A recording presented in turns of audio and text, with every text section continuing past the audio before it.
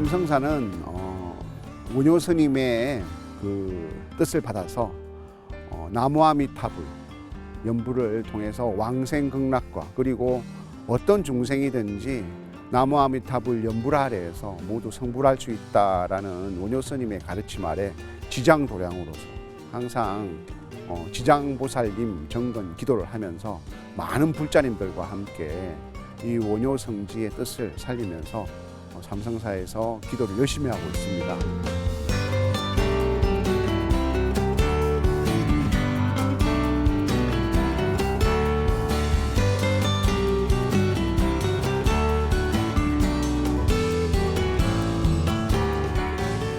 삼성사가 10월달 이때쯤 되어서 이제 개창을 했습니다. 그래서 계산대제 개념으로 한 해 동안 우리 삼성사와 같이 해주신 불자님들을 모두 모시고 하루 동안 축제를 벌이는 날입니다. 항상 부처님을 생각한 불자님들을 위해서 절에서 오늘만큼은 맛있는 먹거리와 그리고 볼거리와 놀거리를 만들어서 우리 불교에 그런 잔치를 하는 날입니다. 열애 선원 또 청량사 또 우리 삼수사 신도님들이 다 같이 하는 그런 축제의 장이니까 꼭 그렇지 않더라도 불자님이라면 누구라도 오실 수 있으니까 내년에 또 인연이 되신다면 삼성사 열애의 날에 와주시면 감사하겠습니다.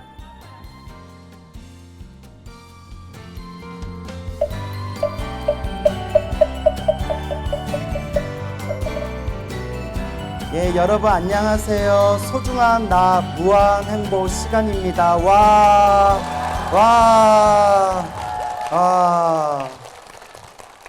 여러분 만나서 반가워요. 반갑죠? 표정은 별론데 반가워요? 예, 정말 반갑습니다. 앞에서도 우리 효산 주지 스님이 말씀하셨다시피 제가 우리 주지 스님, 효산 스님하고 많이 친해요. 얼마나 친하면 저 엄청 바쁜 사람인데, 예? 경산까지 날라왔겠어요. 제가 아예 또 자기네 절이라고. 그런데 저 효산 스님하고 인연을 맺은 지 엄청 오래된 20년이 넘은 것 같아요. 예, 20년 전에 처음 배웠고 같이 선방에서 공부도 했지만 사실 20년, 2년에서 서로 만난 거는 몇 년 안 돼요. 몇 년 안 되지만 그 만나지 못하는 시간 속에서도 이 효산 스님을 생각하면 참 좋은 스님, 그 저한테 되게 잘해준 스님, 항상 고마운 스님이라는 좋은 기억이 있었는데 제가 10여 년 전에 서울 송파에다가 작은 포교당 간판을 올린 적이 있었어요. 그때 제가 서울 송파에서 포교당 할 때 포교당 이름이 열애선원이었어요. 열애선원이었는데 와, 내가 좋아하는 효산 스님도 부산에 포교당을 열게 되었는데 그 포교당, 부산 포교당 이름이 뭐예요? 열애선원. 소름이 쫙 돋는 거예요. 이게 무슨 인연인가. 그런데 저는 망했어요. 저는 문을 닫았어요. 예? 포교당이 엄청 힘들더라고요. 그런데 우리 부산 열애선원을 이제 운영하고 많은 신도분들에게 좋은 가르침을 전하고 있는 효산 스님이 굉장히 활동을 열심히 하고 잘 되고 있다라는 이야기 들을 때마다 참 뿌듯했습니다. 예. 그래서 제가 부산의 열애선원은 자주 놀러 갔어요. 저 여러 번 봤죠. 예, 그래도 1년에 몇 번은 가려고 했는데 사실 요 경산에 있는 이 삼성사 도량은 이야기만 들었지 오늘 처음 온 거예요. 오늘 처음 오게 되었는데 제가 효산 스님 조금이라도 우리 삼성사에 조금이라도 제가 보탬이 되고 싶어서 이렇게 우리 불교TV BTN 소나무 팀들과 함께 이 삼성사에 오게 되었습니다. 그런데 삼성사 오자마자 제가 화장실부터 찾았어요. 나 원래 그런 사람 아닌데 배가 아파가지고 절이 너무 좋은 거예요. 너무 좋아. 절 너무 좋죠. 오늘 여기 하늘 한번 보세요. 어쩜 이렇게 하늘이 파래요? 너무 아름답죠? 여러분들 마음 같아요. 예, 그 듣기 좋으라고 한 얘기예요. 자, 그래서 이렇게 아름답고 좋은 도량, 이 삼성사에 또 우리 효산 스님께서 또 이렇게 부처님의 도량을 잘 가꾸고 있는 모습을 보고 정말 마음이 뿌듯하더라고요. 이렇게 하늘을 보고 도량을 보면서 몇 번이나 감탄을 했어요. 그래서 우리 효산 스님이 참 성품이 착하시고 성실하시고 그리고 기도도 많이 하시더니 이렇게 큰 복을 얻으셨구나라는 정말 기쁜 마음이 일어났습니다. 그래서 제가 늘 여러분들께 드리는 이야기가 있죠. 여러분 행복하게 살고 싶다면 무엇을 많이 지어야 된다? 복을 많이 지어야 된다. 복을 많이 지어야 된다. 좋은 일도 나쁜 일도 다 누가 지은 업이다? 내가 지은 업이고, 좋은 인연도 나쁜 인연도 누가 지은 인연법이다? 내가 지은 인연법이다.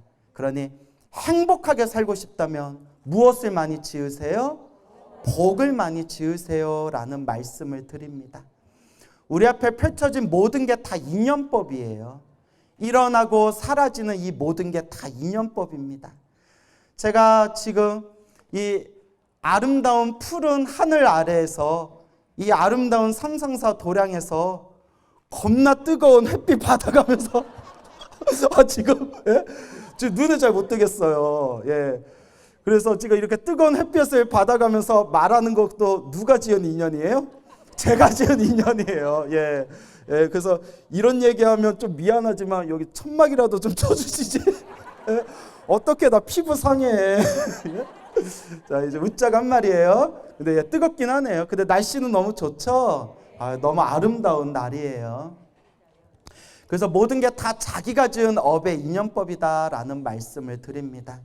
그래서 우리 불자 여러분, 항상 여러분들이 명심하셔야 되는 게 힘들고 괴롭고 답답할 때일수록 이것도 누가 지은 업이다? 내가 지은 업이다. 내가 지은 업이다 라는 걸 마음에 되새기고 기도를 열심히 해야 돼요. 무엇을 열심히 해야 된다? 기도를 열심히 해야 된다. 근데 기도만 열심히 하면 기도빨이 떨어져요. 마음을 잘 써야 돼요. 무엇을 잘 써야 된다? 마음을 잘 써야 돼요. 우리 절에 불자 여러분들 보다 보면 다들 얼굴들이 편안해 보이시는데 그 와중에 얼굴에 관상이 찌그러진 분들이 있어요. 그런 분들 저렇게 절에 오래 다니셨는데 왜 그러나 하고 이렇게 살펴보면 절은 다니는데 마음을 잘 못 쓰는 분들이 있어요. 동감하시죠? 그래서 큰 복을 얻고 싶다면 기도도 열심히 해야 되지만 무엇을 잘 써야 된다? 마음을 잘 써야 된다. 우리 부산 열애선언 신도분들, 이 삼성사에 모이신 불자분들은 다들 마음 잘 쓰고 있죠? 잘 쓰고 계세요? 우와, 믿을 수가 있어요, 이제. 예, 잘 쓰고 계실 거예요. 지금으로부터 40여 년 전 일이에요. 40여 년 전에 어느 젊은 가정주부가 있었어요. 평범한 가정주부가 있었는데 요 보살님이 막내 아들을 낳았대요. 막내 아들을 하나 딱 낳았는데 애가 몸에 힘도 없고 축 처지고 몸을 제대로 가누지를 못하더래요. 우리 애가 왜 이러나, 우리 애가 왜 이러나. 요새 같으면 큰 병원도 많고 의학도 많이 발달해가지고 바로 큰 병원에 가서 바로 검사해보면 되잖아요. 근데 40여 년 전이니까 그 어른들이 아기 때는 그럴 수 있다. 크면 이제 괜찮아질 거다. 크면 이제 괜찮아질 거다. 그렇게 1년, 2년, 3년 정도가 지났는데도 보통 애들이 3년 정도 되면 막 기어다니고 막 두 발로 걸어다니고 하죠. 애가 몸을 가누지를 못하고 자꾸 몸이 축 처져가지고 힘을 쓰지를 못하더래요. 우리 애가 왜 이러나, 우리 애가 왜 이러나. 그때서야 큰 병원에 가서 검사를 받았는데 아이고 어떡해요. 뇌성마비, 지적 장애였던 거예요. 하늘이 무너지는 듯한 느낌이 들면서 가슴이 그냥 뻥 뚫린 느낌이 들더래요. 또 가슴이 공허하게, 너무나 가슴이 아프게 뻥 뚫린 느낌이 들더래요. 아우, 내 새끼 어떡하나, 내 아들 어떡하나 라는 생각이 들더랍니다. 그런데 유명한 얘기가 있잖아요. 여자는 약하다. 알아요. 또 아는 얘기 나왔나 보구나. 또 평소에도 대답도 안 하더니 아는 얘기 나왔구나. 그렇죠. 유명한 얘기죠. 참 멋있는 말이에요. 여자는 약하지만 어머니는 강하다 라는 말씀이 있죠. 내가 내 새끼, 내 아이는 내가 책임지겠다. 그때부터 혼신의 힘을 당해가지고 그 막내 아들 이제 재활치료를 받았대요. 재활원에 가서 오직 아들 하나만을 바라보면서 그렇게 아들을 업고 안고 하루 종일 이제 아들을 케어하는데, 애가 밥도 혼자 먹을 수 없고 나이가 점점 들어도 똥오줌을 못 가리더래요. 그 몸도 제대로 가누지를 못하는 거예요. 그런 아이를 부둥켜 안고 재활치료받고 하루 종일 케어하다 보니까 어머니가, 보살님이 그냥 과로로 픽 하고 쓰러져 버렸대요. 얼마나 힘들었겠어요. 그런 와중에서도 내가 견뎌야 된다. 엄마인 내가 견뎌야 내 새끼 살릴 수 있다. 라는 마음으로 그렇게 아들을 품에 꼭 안고 케어를 하는데, 아이도 이제 나이가 차가지고 초등학교에 들어가게 됐어요. 초등학교, 전문 특수학교에 들어가게 되었는데, 애가 혼자서 제대로 걷지도 못하고 몸도 가누질 못하니까 보살님이 항상 업고 다니셨대요. 등하교를 할 때마다 업고 다녔는데, 또 남자애가 하루하루가 다르게 몸집이 불어나잖아요.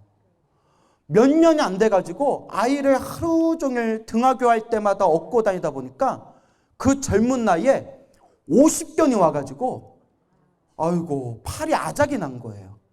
그러니까 애를 안고 갈 수도 없는 거예요. 그래서 휠체어를 구해서 이제 휠체어로 애를 태우고 그렇게 등하교를 하는데, 애가 휠체어만 타고 걷지를 않고 서 있지를 않다 보니까 몸이 무너져 버리더래요. 몸이 무너지고 뼈마디가 몸이 막 이렇게 뒤틀리더래요. 그런 와중에서도 내가 견뎌야 된다. 엄마인 내가 버텨야 내 아들, 내가 키우고 내가 보호해 줄 수 있다. 그러던 어느 날이었대요. 몇 년이 지나고 몸도 마음도 너덜너덜해져 가지고 너무나 힘들고 괴롭고 답답한 그 시절에 그냥 아들 하나, 내 아들은 내가 지켜야 된다라는 그 마음으로 하루하루를 버티던 그 시절에 어느 날 절에 갔대요. 어디에 갔어요? 절에 갔대요. 절에 갔는데 거기서 기도를 열심히 하는 보살님들을 보고 뭔가 편안함이 느껴지면서, 나도 뭐 해야 되겠구나? 기도해야 되겠구나 라는 생각이 딱 들더래요. 근데 이분이 성근이 있는 거예요. 뭐가 있는 거예요? 성근이 있는 거예요. 착할성, 뿌리 익은, 그래도 착한 뿌리가 있는 거예요. 누가 시키지도 않았는데도 뭐 해야 되겠구나? 기도해야 되겠구나. 그래, 나도 기도 한번 해보자. 기도해야 되겠구나 라는 생각이 들더래요. 그때부터 절에 다니기 시작했대요. 그래서 여러분, 제가 불자분들한테 꼭 드리는 이야기가 있어요. 절에 처음 오는 신도들이 있으면 친절하게 해줘야 돼요. 뭐 해야 된다? 친절하게 해줘야 된다. 물론 절에 놀러 오는 사람들도 있어요. 하지만 절에 오는 많은 숫자의 사람들은 뭔가 힘들고 괴롭고 답답한 일이 있어서 절에 온 거거든요. 무언가 부처님께 의지하고 싶어서 온 사람들이에요. 그런데 우리 이 자리에 계신 불자님들은 안 그러겠지만 제가 여러 사람들한테 이런저런 얘기를 듣잖아요. 교회를 다녀보고 성당을 다녀봐도 유독 절에 다니는 사람들이 텃세가 심하대요. 웃는 분들은 동감하신 겁니까? 유독 아니 성당에 가도 친절하게 대하고 교회에 가면 한 명이라도 우리 교회 신도 만들려고 떡도 주고 과자도 주고 카페에 데려가서 커피도 주고 성경책도 사주고 하는데 이상하게 절에 가면 그렇게 절에 오래 다닌 사람들이 텃세를 부려가지고 상처받아서 절에 못 갔다는 얘기를 많이 들었어요. 여러분들도 그런 경험 있죠? 예, 절대 그러면 안 돼요. 그래서 제가 늘 하는 얘기지만 복 지으려고 절에 왔다가 못 까먹더라? 복 까먹더라. 그런 일들이 많아요. 희한해요. 우리 부처님은 자비, 친절해라, 자비심을 가져라 라고 얘기했는데 정작 부처님 가르침을 공부하는 불자님들은 약간 어떤 성향이 있어요? 우리 절, 내 절 하면서 새로 오는 신도들 텃세 부리는 성향이 있는 것 같아요. 예, 그렇기 때문에 우리가 뭔가 어떤 사정이 있는지는 모르겠지만 절에 오신 분들이 있으면 어떻게 대해줘야 된다? 친절하게 대해줘야 된다. 그 보살님이 그렇게 절에 다니게 된 거예요. 그때 누가 막 텃세 부려가지고 마음에 상처받아서 그분이 절에 다니려다가 안 다녔으면 어쩔 뻔했어요. 그래서 그 보살님이 절에 다니기 시작했는데 어떻게 했냐면 낮에는 아이를 위해서 집안일에 최선을 다하고 아이 재우고 가족들이 자고 있는 밤마다 절에 가서 기도를 했대요. 밤샘 기도를 했대요. 얼마나 대단해요. 쉴 틈이 없는 거예요. 낮에는 가정일 보라, 아이 옆에서 아이 지켜주느라 하루 종일 낮에는 제대로 쉬지도 못하고 밤마다 절에 가서 법당에서 밤마다 밤을 새우면서 간절하게 기도를 했대요. 간절하게 기도를 했대요. 그러면서 기도하면서 마음속으로 이렇게 소원을 빌었대요. 부처님, 더도 말고 더 이상 바라지도 않습니다. 더도 말고 우리 아들이 똥오줌만이라도 가리게 해주십시오. 얼마나 심각한 건지 알겠죠? 더도 말고 더 이상 바라지도 않겠습니다. 그냥 우리 아들이 똥오줌만이라도 가리게 해주십시오. 간절하게 밤마다 기도하다 눈물이 터지고 또 기도하다 눈물이 주룩주룩 흐르고 가슴을 치면서 간절하게 그렇게 기도를 했대요. 근데 희한하게 기도하면 기도할수록 그래도 마음이 편안해지더래요. 마음이 편안해지더래요. 여러분들도 간절히 기도하면서 마음이 편안해지는 그런 경험 해본 적 있죠? 마음이 점점 편안해지더래요. 아, 이 맛에 기도하는구나. 이래서 기도하는구나. 그렇게 기도하면서 내가 기도라도 안 했으면 내가 어떻게 버텼을까? 이 기도라도 안 했으면 내가 어떻게 살았을까라는 생각이 들더랍니다. 그렇게 하염없이 관세음보살 간절하게 관세음보살을 연불을 하다가 어느 날이었대요. 몇 년이 지난 어느 날, 그날도 늦게도록 관세음보살 간절하게 기도하고 있는데 마음에서 가슴속에서 땡 하는 종소리가 울리더래요. 마음에서 뭐가 울려요? 종소리가 울리더래요. 땡. 마음에서 종소리가 울리면서 마음속에서 저절로 내가 일으킨 생각이 아니라 저절로 마음속 깊은 곳에서 저절로 소리가 들리더래요. 마음에서 저절로 소리가 들리는데 어떤 소리가 들리느냐? 그냥 마음속에서 저절로 따라해 보세요. 부처님, 감사합니다.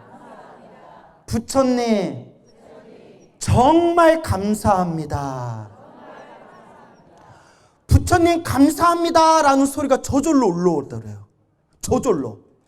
그 순간 딱 드는 생각이 부처님 감사합니다. 부처님 감사합니다. 제가 우리 아들이 아니었으면 어떻게 절에 다녔겠습니까? 제가 우리 아들이 아니었으면 어떻게 부처님을 만났겠습니까? 우리 아들이 아니었으면 제가 어떻게 기도를 시작하고 우리 아들이 아니었으면 어떻게 제가 이 기도의 맛을 받겠습니까? 우리 아들이 아니면, 몸 아픈 우리 아들이 아니었으면 제가 어떻게 이 소중한 부처님 불제자가 되었겠습니까? 아, 부처님, 내 아들이 효자입니다.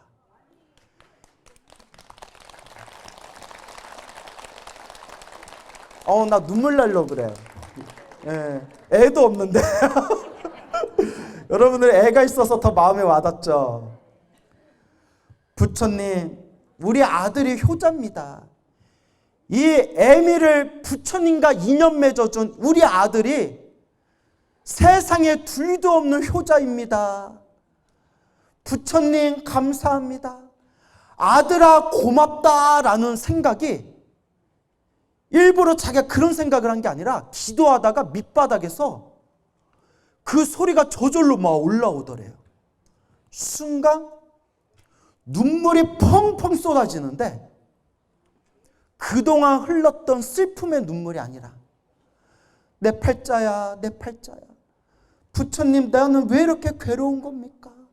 부처님, 제발 저 좀 구해 주십시오 라는 그런 한탄의 눈물이 아니라 무엇의 눈물이 터져 나와요? 기쁨의 눈물이 터지더래요. 행복과 감동의 눈물이 터져 나오더래요. 부처님 감사합니다. 아들아 고맙다. 그날 그 기도 이후로 마음이 완전히 변해버렸대요. 보이는 모든 게 다 긍정적으로 보이더래요. 힘들고 괴롭고 답답한 그런 마음들이 싹 사라지고 세상에 보이는 것들이 다 긍정적으로 보이고 아들아, 아들아, 너와 내가 과거 전생에서부터 서로 깊은 인연이 있어서 이렇게 부모 자식으로 만났구나. 아들아, 아들아, 이번 생 어미와 자식으로 이번 생 이 인연, 이 소중한 인연을 잘 이어가자꾸나 라는 마음이 일어나더랍니다. 그때부터 기도하고 기도하면서 더욱더 마음이 편안해지고 그렇게 세월이 흐르고 시간이 지나서 아들도 다 큰 성인이 됐대요. 다 큰 이제 성인이 되었는데 처음에 법당에 가서 못 모르고 울면서 기도할 때 부처님께 뭐라고 기도했어요? 더도 말고 덜도 말고 똥오줌만이라도 가리게 해주십시오. 지금도 많이 부족하지만 아이가 이제 스스로 걸어 다닌대요.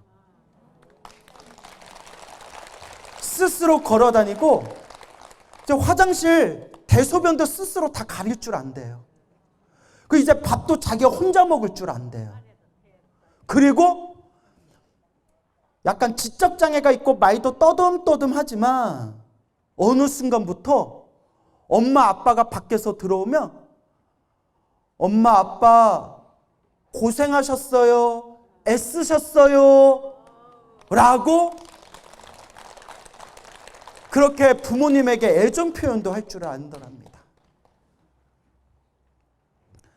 그런 아들의 모습을 보면서 이 불자님은 매일매일 절에 가신대요.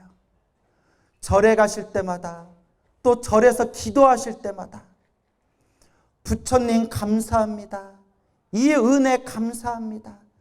이번 생 저에게 주어진 이 인연들을 제가 잘 닦고 이번 생 부처님 은혜 갚도록 열심히 기도하겠습니다 하면서 지금도 부처님 은혜를 갚는 마음으로 신행생활을 열심히 하고 계시는 어느 노보살님의 이야기가 되겠습니다. 이 이야기를 듣는 순간 자식이 없고 아들이 없는 저조차도 가슴이 찡 하더라고요. 그때 느꼈죠. 와, 정말 어머니는 위대하다. 어머니는 위대하다. 그리고 제가 딱 깨달았어요. 뭘 깨달았냐? 내가 철이 안 든 이유가 있구나. 내가 철이 없는 이유가 있구나. 누구를 안 키워봐서 그래요? 자식을 안 키워봐가지고 내가 이렇게 철이 없구나. 그래서 자식을 키워봐야, 부모가 돼봐야 인생의 한 고비를 넘기게 되는 거래요. 동감하십니까? 예, 여러분. 그래서 여러분, 우리가 가피라고 하잖아요. 우리가 부처님 저에게 힘을 주세요. 저에게 가피를 주세요. 제 소원을 이뤄주세요 라고 늘 기도하죠. 수많은 불자님들, 기도 열심히 하시는 수많은 불자님들을 보면서, 그리고 또 오늘의 이야기의 주인공이신 그 노보살님의 이야기를 통해서 제가 다시 한번 느꼈어요. 여러분, 감사합니다. 부처님 감사합니다 라는 감사의 마음을 가지고 있다면 그게 최고의 가피예요. 내 몸 멀쩡하고 내 두 발로 걸어 다닐 수 있고 내 두 손으로 밥 먹을 수 있고 내 두 눈으로 부처님 얼굴 볼 수 있고 이렇게라도 부족하면 부족하게나마 이렇게라도 살아갈 수 있는 부처님 이만해서 참 다행입니다. 이만큼이라도 살아갈 수 있어서 감사합니다 라는 마음을 일으킬 때 그 감사하는 마음이 진짜 가피입니다, 여러분. 예. 아유, 우리 늘 느끼지만 우리 부산 분들은 리액션이 좋아요. 뭐 말할 때마다 박수가 나오네. 예, 우리 주지스미 교육을 잘 시켰나 봐요. 이 얘기하니까 또 누가 박수 칠러 그래도. 예, 이제 자, 그래서 여러분 힘들고 괴롭고 답답할 때일수록 누구를 의지해야 된다? 부처님을 의지해야 된다. 여러분, 전생에 복을 많이 지은 사람은요, 이번 생 절에 안 다녀도 모든 일이 술술 풀려요. 동감하십니까? 절에 한번 안 다니고 부처님 앞에 연등 한번 안 달아도 이번 생에 모든 일이 술술 풀리는 사람들이 있어요. 그것도 누가 지은 복이에요? 그것도 자기가 지은 복 이번 생에 써먹고 있는 거예요. 그런데 스님, 저는 절에 열심히 다녔는데도 아직도 힘들고 괴롭고 답답해요. 그건 그만큼 전생에 뭐가 많아서 그래요? 업이 많아서 그래요. 빚이 많아서 그래요. 빚 갚을 게 많아서 그래요. 얼마나 절에 다니면서도 힘들고 괴롭고 절에 다니면서도 힘들고 괴로운 사람들은 얼마나 전생에 빚을 많이 진 사람이겠어요. 그러니 이번 생 내가 지은 업 누가 닦겠습니다? 내가 닦겠습니다. 지금 닦는 거예요. 지금 이 순간 닦는 겁니다, 여러분. 그래서 제가 늘 불자님들께 드리는 이야기가 있어요. 과거 전생에 지었던 가장 큰 빚쟁이들이 가장 가까운 사람으로 만난대요. 그래서 가장 강한 서로 업의 에너지끼리 만난대요. 내가 지은 업보의 에너지끼리. 위로는 부모님, 아래로는 자식, 오른쪽으로는 형제 자매, 왼쪽으로는 부부관계. 가장 강력한 빚쟁이들이 가족으로 만난대요. 빚쟁이들이 가족으로 만나는데 끝까지 들으셔야 돼요. 두 가지로 만나요. 빚을 갚기 위해서 만나거나 빚을 받기 위해서 만나는 거예요. 빚을 받으려고 만나는 사이는 내가 받는 입장이니까 은혜로 만난 사람이에요. 나한테 은혜 갚으려고 만난 사람이에요. 근데 징글징글 내가 빚을 갚아야 되는 사람들은 왼수로 만난 사이예요. 갚아도 끝이 없어요. 그 중에 가장 큰 빚쟁이가 누구로 태어난다? 자식으로 태어난다. 부부는 헤어지라기도 하잖아요. 이혼이라도 하잖아요. 자식은 때려 죽일 수도 없어요, 이거는. 남편이나 부부는 나 그냥 너 안 봐. 우리 헤어져. 하면 되지만 자식은 이거 어떻게 우리 상성사 대웅전 밑에다가 묻어버릴 수도 없고 자식은 평생 갚아야 돼요. 뭐 해야 돼요? 평생 갚아야 돼요. 동감하십니까? 자식이 나에게 효도하고 우리 어머니 업고 다니면 무엇으로 만난 사이예요? 은혜로 만난 사이예요. 자식이 내 속을 다 뒤집어 놓고 나 힘들고 나 괴롭고 나 답답하게 만들면 그것도 누가 지은 업의 인연이에요? 내가 지은 업의 인연이에요. 근데 누가 닦아야 돼요? 내가 닦아야 돼요. 그런데 부부도 무서워요. 부부관계도 수많은 과거 전생에서부터 엮인 사이거든요. 그래서 너와 나는 안 맞아 하고 빨리 이혼하는 거는 그나마 업보가 가벼운 거래요. 징글징글 두꺼운 업보는 쉽게 헤어진다 안 헤어진다? 죽어도 안 헤어진대요. 죽어도 안 헤어진대요. 안 헤어진대요. 누가 닦아야 돼요? 내가 닦아야 돼요. 제가 늘 드리는 이야기가 있습니다. 여러분, 저런 사람을 만난 것도 누구 업입니다? 내 업입니다. 이런 상황을 만난 것도 누구 업입니다? 내 업입니다. 그럼 누가 닦아야 되겠습니까? 내가 닦아야 됩니다. 그러니 늘 좋은 인연을 심어야 됩니다. 좋은 인연을 심어야 됩니다. 오래전에 어느 중년의 보살님이 찾아오셨어요. 좀 젊은 보살님이셨는데, 스님, 몇 년 전에 눈에 넣어도 아프지 않는 사랑하는 아들을 먼저 세상에 떠나보냈습니다. 어린 아들을 세상에 멀리 떠나보냈습니다. 너무나 힘들고 괴롭고 밤마다 울면서 그때 내가 왜 그랬을까? 내가 왜 더 관심을 가져주지 못했을까? 왜 우리 아들이, 이 착한 아들이 왜 그렇게 먼저 세상을 떠났을까? 내가 대체 무슨 잘못을 했다고 나한테 이런 가혹한 시련을 주시나? 밤마다 눈물로 밤을 지새우시다가 우연히 제 법문을 듣고 마음의 평화를 많이 얻으셨대요. 이것도 인연법이구나. 아들을 먼저 떠나보낸 게 너무나 큰 슬픔이지만 이것도 결국 우리가 지은 업의 인연이구나. 그렇게 꼭 광우스님을 만나야 되겠다 벼르다가 만나게 됐어요. 스님 법문 듣고 마음이 많이 편안해졌지만 그래도 너무 힘들고 괴롭습니다. 제가 어떻게 해야 되겠습니까? 순간 딱 내가 어떤 얘기를 해드려야 될까? 근데 맨날 좋은 얘기 해봤자 의미가 없을 것 같더라고요. 숙제를 하나 내줬어요. 보살님, 간절하게 염불 하십시오.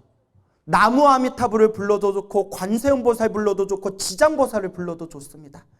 간절하게 염불하시되 꿈에서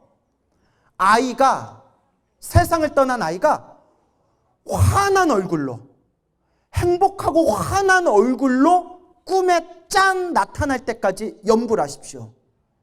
그 숙제를 내줬어요. 사람이 뭔가 목표를 하나 딱 세워줘야 집중할 수가 있잖아요. 해보겠습니다.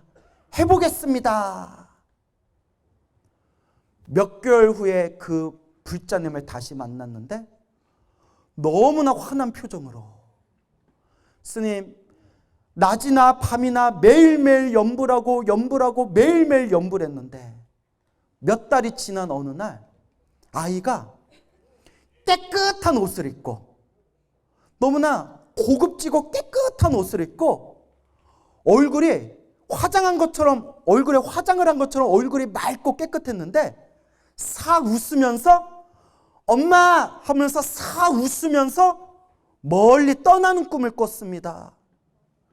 깨고 나서 제가 펑펑 울었는데 너무나 가슴이 시원한 겁니다. 보살님 축하드립니다. 아이가 천도가 된 겁니다. 좋은 곳으로 간 겁니다. 우리 어머니의 간절한 연불 덕분에 우리 아이가 좋은 곳으로 갔고 보살님과의 이번 생의 나쁜 업의 인연이 이번 생의 빚을 다 갚은 겁니다. 보살님, 다음 생에 다시 태어나면 보살님의 그 아들을, 그 아이를 다시 만나게 되더라도 이제는 무슨 인연으로 만날 겁니다?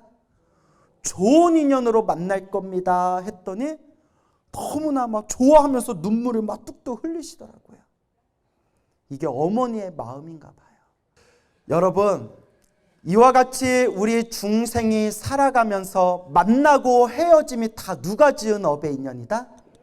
다 내가 지은 업의 인연입니다. 나의 부모님이 나한테 어떤 분이셨나?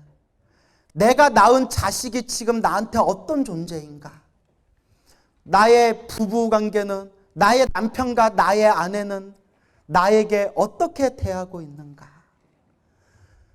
은혜로 만났건 왼수로 만났건 누가 지은 업의 인연이다? 내가 지은 업의 인연입니다. 그래서 여러분, 우리가 좋은 인연을 지어 나갈 때 가장 최고로 좋은 인연은 누구와 인연을 맺는 걸까요? 부처님. 부처님과 맺는 인연이 최고의 인연입니다. 그러면 부처님과 좋은 인연을 맺는 최고의 방법이 무엇일까요? 기도. 따라해보세요. 연불. 기도예요. 생각할 영, 부처불. 누구를 생각한다? 부처님을 생각한다.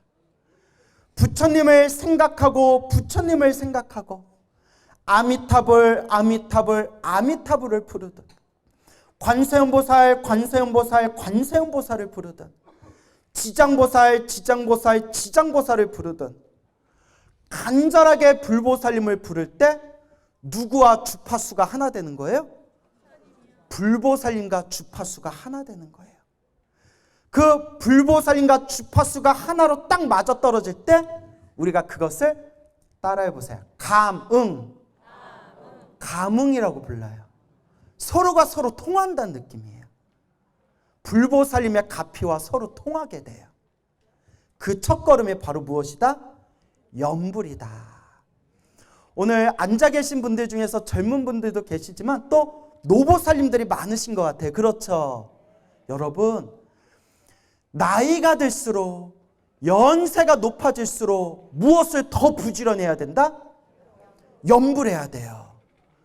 여러분, 정말 미안한 얘기지만 그냥 이제 스님이니까 웃자고 하는 얘기예요.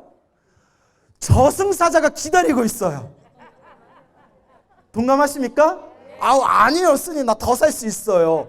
몰라요. 사람 이름 몰라요. 저승사자가 지금 염라대왕 데려가려고 기다리고 있어요. 그러니 이번 생 우리가 조금이라도 이 업장을 소멸하고 조금이라도 이 빚을 갖고 가야 되잖아요. 그렇죠? 또 다음 생을 위한 복과 선업을 지어야 되잖아요. 그러니 여러분, 물론 열심히 하시겠지만 특히 나이 드신 분들일수록 이제 나에게 남은 세월이 점점 줄어들고 있구나.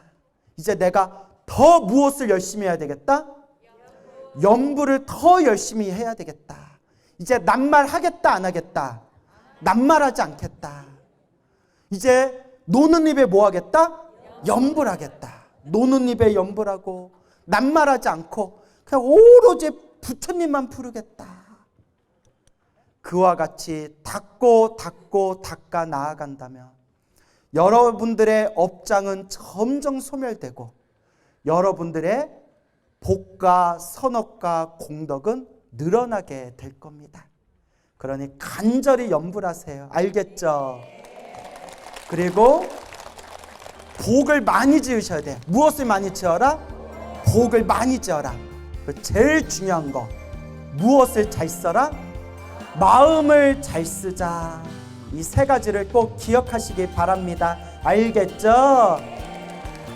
우리 중생들이 이 세상을 살아가면서 정말 한 치 앞도 알 수가 없고, 우리 중생들이 이 인생을 살아가면서 항상 좋은 일만 생길 수도 없고 모든 일이 술술 풀릴 수만은 없습니다.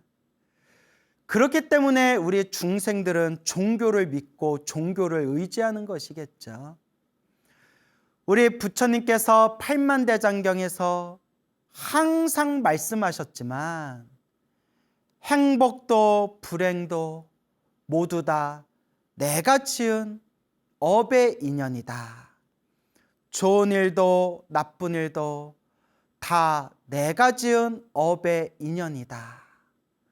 좋은 인연도 나쁜 인연도 다 내가 지은 업의 인연이다 라고 부처님께서 항상 말씀하셨습니다.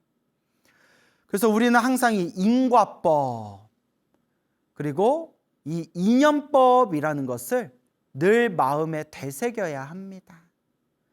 행복해지고 싶다면 행복해질 수 있을 만한 좋은 인연을 자꾸자꾸 심고 지어나가야 합니다. 부처님의 가르침을 잘 배우고 이해하고 닦아나가야 합니다.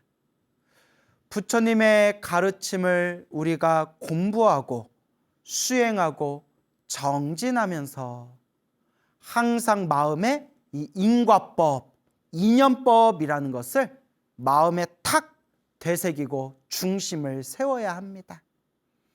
그래서 힘들고 괴롭고 답답할 때일수록 더 간절히 기도하고 기도해야 합니다.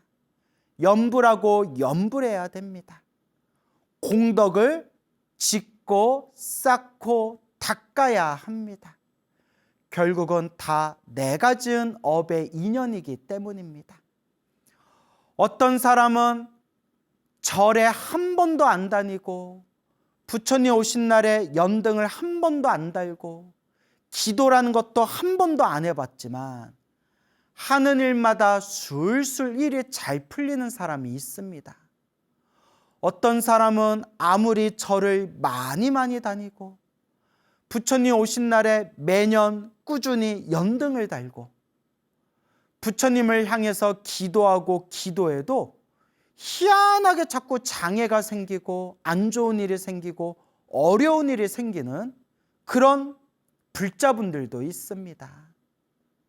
그러면 이거는 부처님의 법이 영험이 없기 때문일까요? 부처님을 믿고 의지하고 기도하고 공양 올리는 게 아무런 효과가 없기 때문일까요? 아닙니다. 그것도 다 자기가 지은 업의 인연입니다. 절에 안 다니고 기도 한 번 안 했는데도 일이 술술 풀리는 사람들은 그만큼 전생에 지어놓은 복이 많아서 지금 그 복을 자기가 까먹고 살아가고 있는 것이고, 이번 생 다행히 부처님 법을 만났으나 기도하고 기도해도 자꾸 장애가 생기고 어려운 일이 생기는 것은 그만큼 전생에 빚이 많고 숙제가 많기 때문에, 업보와 업장이 있기 때문에 그와 같은 과보를 받는 것입니다. 그래서 힘들고 괴롭고 답답할 때일수록 항상 닦고 닦아야 합니다. 부처님의 법을 힘들고 괴로울 때일수록 간절히 염불하고 기도해야 합니다. 그래서 여러분, 소나무에서 여러분 귀가 아프도록 드린 말씀이 있죠? 기도를 열심히 했는데도 나쁜 일이 생긴다면 크게 받을 업보를 지금 작게 갖고 있는 것이구나. 전생에 지은 내 큰 빚을 지금 작게 갖고 있는 것이구나 라는 것을 명심하시기 바랍니다. 좀 오래전 일입니다. 한 오래전 일입니다. 대략 한 20, 30년 전쯤 일일 겁니다. 어느 가정주부가 있었습니다. 어린 아들을 둔 어머니가 있었는데 어느 날 초등학생이었던 이 아들이 어느 날 몸에서 열이 펄펄 오르더니 갑자기 의식을 잃어버렸다고 합니다. 놀래가지고 아들을 병원에 입원시켜서 검사를 받고 치료를 받는데 아들의 열은 내렸는데 깨어날 줄을 모르고 의식을 잃고 혼수 상태에 빠진 겁니다. 어린 아들이 혼수 상태에 빠져서 하루가 지나고 이틀이 지나고 며칠이 지났는데도 아들이 의식을 잃고 병상에 누워 깨어나지를 못했다고 합니다. 아이고, 어머니 마음이 얼마나 억장이 무너질까요? 어머니 가슴이 얼마나 찢어질 듯한 느낌이 들었을까요? 어머니가 얼마나 마음이 힘들고 괴로웠을까요? 매일매일 병원에 출근하다시피 병원에 가서 아들 얼굴을 하염없이 바라보면서 아들아 일어나라 일어나라 해도 아들이 의식을 깨어날 줄을 모르는 겁니다. 그렇게 며칠이 지났다고 합니다. 어머니가 너무나 답답한 마음에 병원을 나왔는데 때마침 그 병원 맞은편 가까운 곳에 이렇게 절이 있었다고 합니다. 그것도 참 신기하죠. 병원 맞은편 가까운 곳에 걸어서 한 몇 분만 걸어가면 갈 수 있는 거리에 때마침 절이 있었다고 합니다. 어머니가 너무나 답답하고 힘들고 어쩔 줄 모르는 그런 심정으로 법당에 들어갔다고 합니다. 법당에 딱 들어갔는데 평소에 절을 안 다닌 분이었대요. 평소에 절에 다녀본 적도 없고 딱히 종교에 관심도 없었는데 아들이 정신을 잃고 아들이 깨어날 줄을 모르니 그 답답한 마음에 자기 발길이 자연스럽게 이제 절로 들어가게 된 겁니다. 법당에서 어쩔 줄 모르고 있을 때 그 스님을 마주쳤다고 합니다.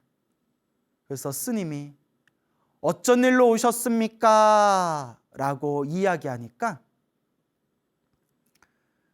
그 어머니가 스님한테 자초지종을 다 털어놨다고 합니다.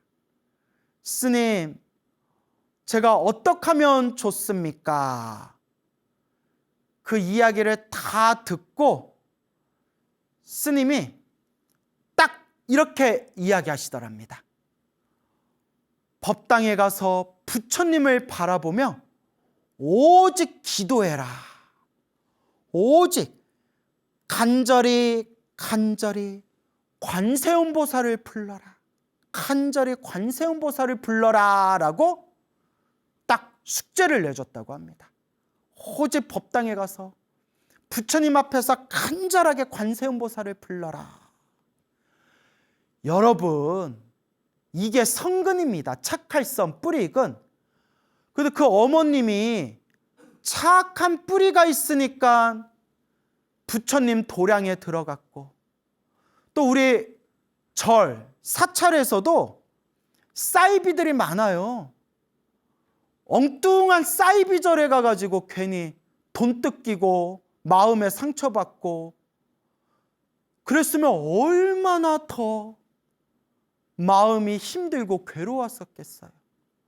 다행히 좋은 스님을 만나가지고 그 스님이 딱 가르쳐준 방법이 힘들고 괴로울 때 염불해라.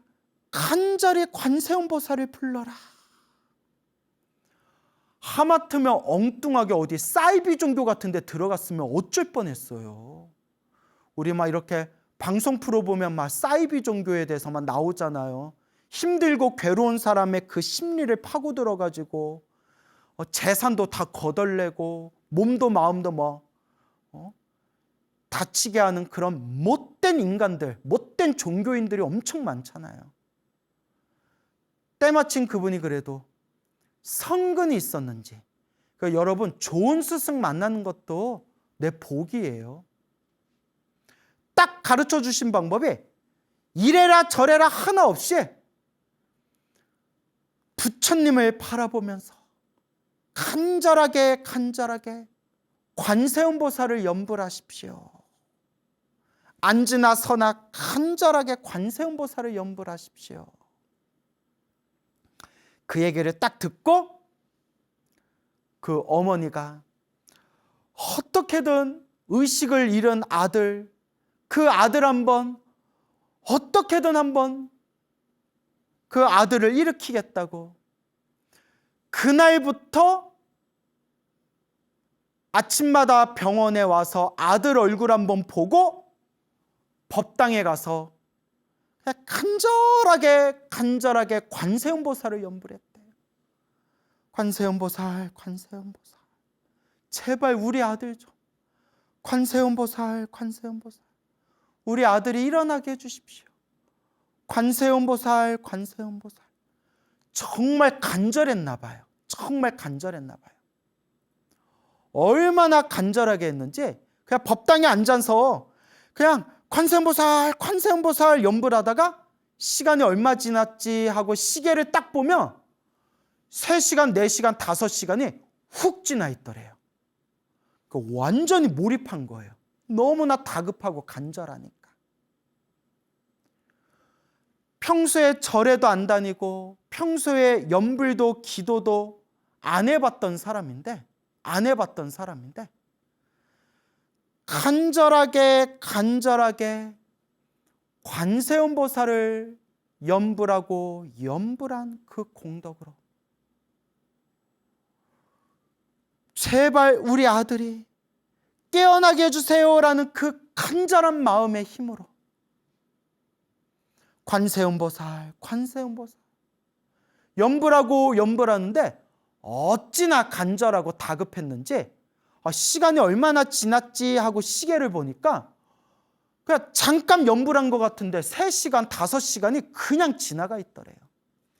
이게 삼매예요. 염불 삼매. 시간 가는 줄 모르고 염불에 딱 집중하는 그 힘.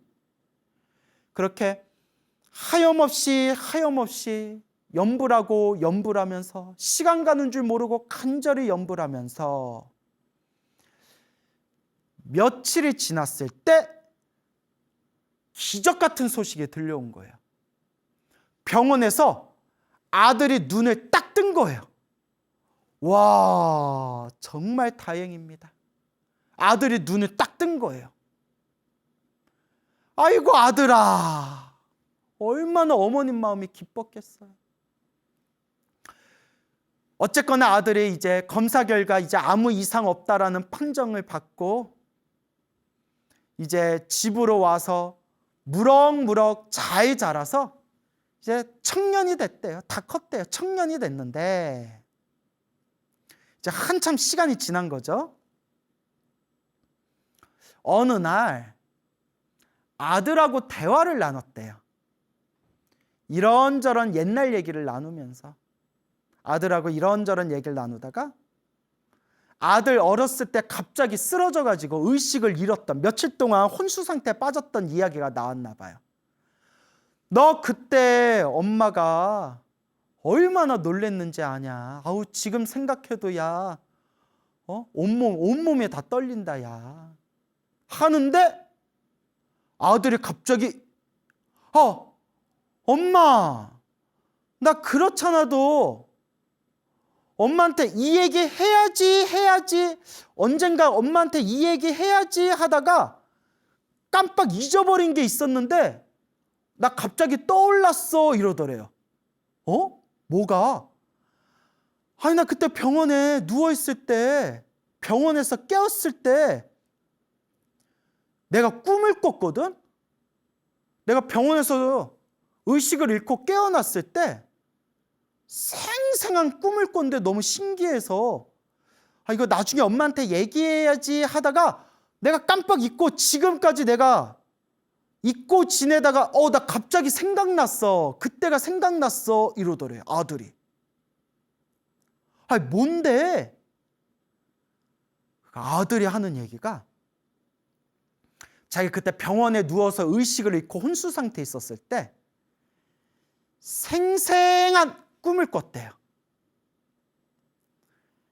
하얀색 옷을 입은 허연 수염의 할아버지가, 상신령 같은 할아버지가, 하얀 옷을 입은 허연 할아버지가 누워있는 자기 앞에 딱 오더니 이렇게 아들의 머리, 자기 머리를 이렇게 만져주더래요.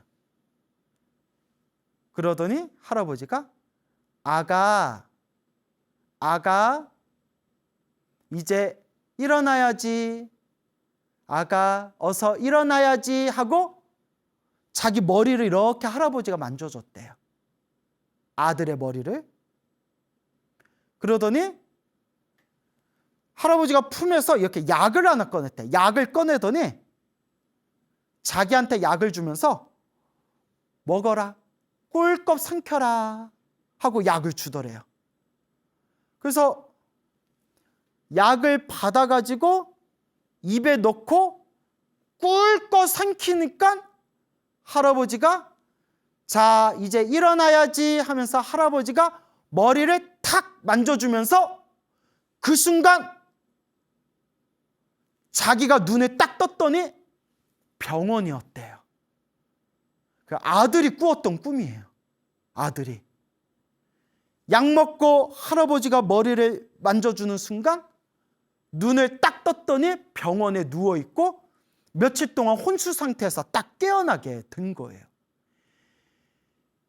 이 얘기를 어머니한테 하면서 엄마 내가 나중에 얘기해야지 하다가 그냥 지금까지 잊고 지냈어. 나 갑자기 생각났어 라는 얘기를 듣고 있던 어머니도 너무 신기해서 왜 그런 꿈을 꿨을까 하는 순간 깜짝 놀라면서 맞다.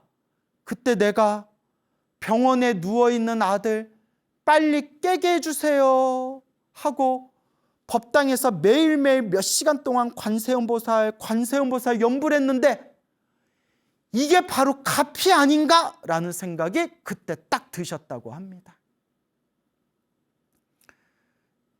이 이야기를 이제 저와 친분이 있는 선배 스님께서 그 어머니에게 직접 들으신 이야기를 저한테 우리 소나무 법문에서 불자님들에게 들려드려라 하면서 저에게 직접 선배 스님이 직접 들으신 이야기를 저에게 전해주신 그런 이야기가 되겠습니다.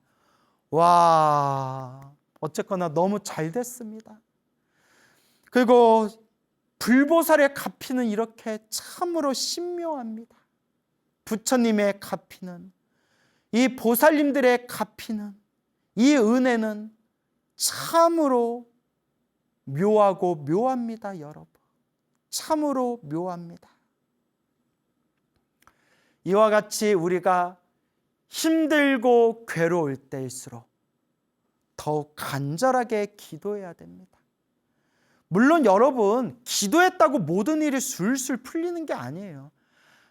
기도 좀 했다고 모든 일이 술술 풀리면 이 세상에 힘든 사람이 어디 있겠어요. 그런데 결국은 자기 업대로 산대요. 다 자기 복대로 살아가는 거래요. 네가 잘났냐, 내가 잘났냐, 네가 못났냐, 내가 더 못났냐, 지지고 볶고 따져봤자 그냥 다 중생은 자기 업대로 살아간다라고 부처님이 말씀하셨어요. 그래서 다 자기 복대로 살아가기 때문에 자기가 복이 많다고 생각되는 사람일수록 더 기도를 많이 하셔야 돼요. 내가 전생에 지은 복이 많아서 이번 생 내가 이렇게 편하게 살아가나 보다. 그러니 이번 생도 내가 공덕을 닦는 마음으로 더 열심히 기도하고 선업을 지어야겠다라고 마음을 일으키시고, 정말 자기가 복이 없고 하는 일마다 잘 안 되고 기도하고 기도해도 자꾸 어렵고 힘든 장애가 생긴다라고 느끼는 분들은 더 열심히 기도하셔야 돼요. 내가 전생에 얼마나 나쁜 업을 많이 지었으면, 전생에 내가 얼마나 빚이 많고 숙제가 많으면 이번 생 이렇게 기도했는데도 자꾸 이렇게 어렵고 힘든 일이 생길까?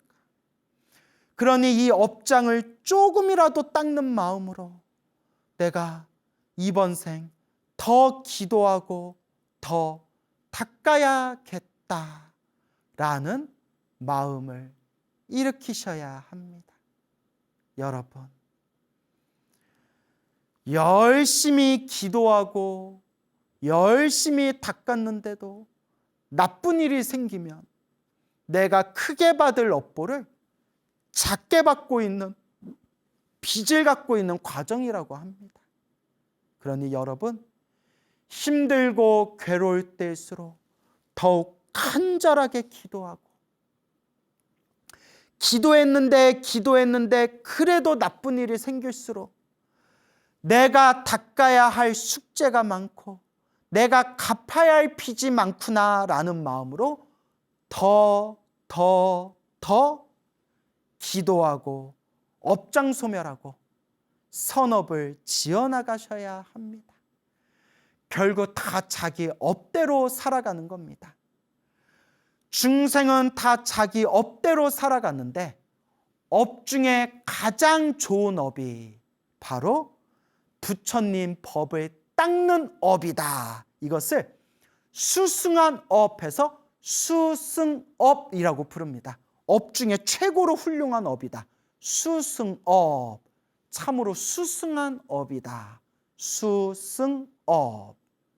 그래서 이번 생 부처님 법을 만난 것을 다행입니다. 소중합니다. 부처님 법 만나서 고맙습니다. 감사합니다. 라는 마음으로 여러분 흔들림 없이 닦으시기 바랍니다. 어느 여성 불자님이 계십니다.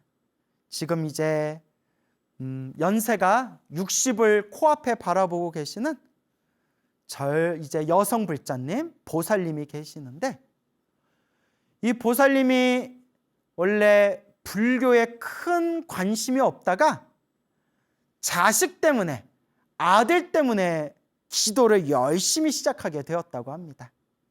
아들 대학 입시 시험 때문에 안 하던 기도를 열심히 시작하셨다고 합니다. 우리 아들 좋은 대학 가게 해주세요. 우리 아들 잘 되게 해주세요. 기도를 열심히 하시기 시작했는데, 특히 매년마다 주기적으로 1년에 몇 번씩 주기적으로 봉정암을 올라가셨다고 합니다. 봉정암에. 그래서 지금까지 봉정암에 30번이 넘게 봉정암에 올라가셨다고 합니다. 30번이 훨씬 넘게. 거의 40번 가까이 봉정암을 올라가셨다고 합니다. 그러니까 1년에 3번을 올라가도 10년을 넘게 다니신 거예요. 1년에 3번을 올라가도 10년이 넘게 봉정암에 가서 항상 철야기도 하고 오시고, 그렇게 아들과 가족을 위해서 기도를 많이 하셨다고 합니다. 그런데 어느 날이었대요. 당신이 정말 부처님 감사합니다, 부처님 갚힙니다 라고 생생하게 체험한 사건이 있었는데 정말 이게 아주 무서운 사건이에요. 하마터면 아주 무서운 사건이에요. 보살님이 어느 날 이렇게 장거리 여행, 멀리 장거리 여행을 한 적이 있었대요. 장거리 여행을 하고 이제 집으로 돌아오는 길이었나 봐요. 평소에는 이 정도까지는 아니었는데 그날따라 막 졸음이 밀려오더래요. 졸음이. 그래서 여러분 당연히 다 아시는 얘기겠지만 좀이라도 좀 졸리다 싶으면 어디 갓길 같은 데 이제 세워가지고 휴게소 같은 데 세워서 안전한 곳에 차를 세우고 잠깐이라도 눈을 붙여야 된대요. 또 뭐 갓길 같은 데에도 함부로 또 차 오랫동안 세워두면 위험하다고 하죠. 그러니까 어디 휴게소나 안전한 곳에 차를 멈춰가지고 졸음이 올 때는 반드시 눈을 좀 쉬어줘야 된다라고 하지 않습니까? 그래서 제가 운전을 안 해요. 하도 잠이 많아가지고 전 잠이 너무 많아서 그래서 별명이 잠탱이에요. 잠탱이. 그래서 나같이 잠 많은 사람은 운전하면 큰일 나겠더라고요. 그래서 너무 졸음이 막 밀려오면서 막 이를 악물고 운전하다가 여러분 누가 좋아서 졸음 운전하겠어요? 아차 하는 순간 졸음에 빠지는 거지. 순간 자기가 완전 그 짧고 굵게 졸음에 딱 빠졌대요. 졸음에 딱 빠졌는데 운전하다가 졸음에 딱 빠지는 순간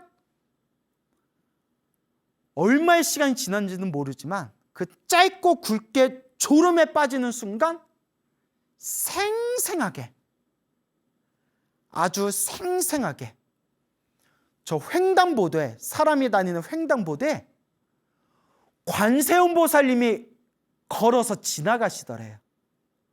어디를? 횡단보도를. 누가?